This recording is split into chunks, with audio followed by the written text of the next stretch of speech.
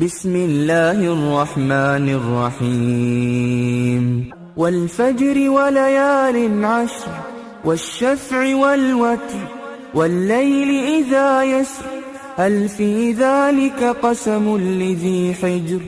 ألم تر كيف فعل ربك بعاد إرم ذات العماد التي لم يخلق مثلها في البلاد وثمود الذين جابوا الصخر بالواد وفرعون ذي الأوتاد الذين طغوا في البلاد فأكثروا فيها الفساد فصب عليهم ربك سوط عذاب إن ربك لبالمرصاد فأما الإنسان إذا ما ابتلاه ربه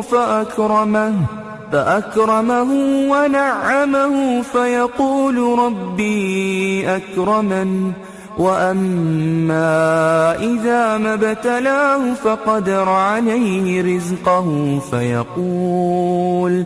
فيقول ربي أهانن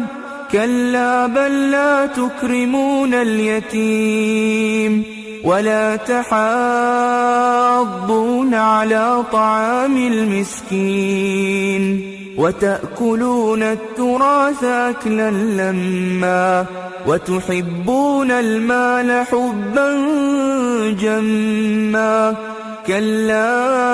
إذا دكت الأرض دكا دكا وجاء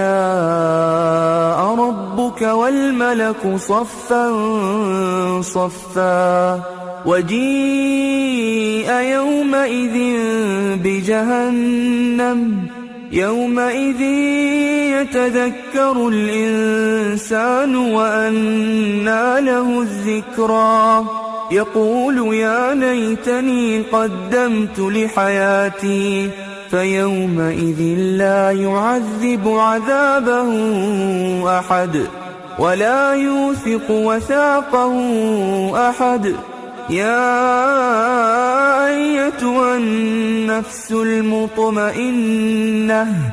ارجعي إلى ربك راضية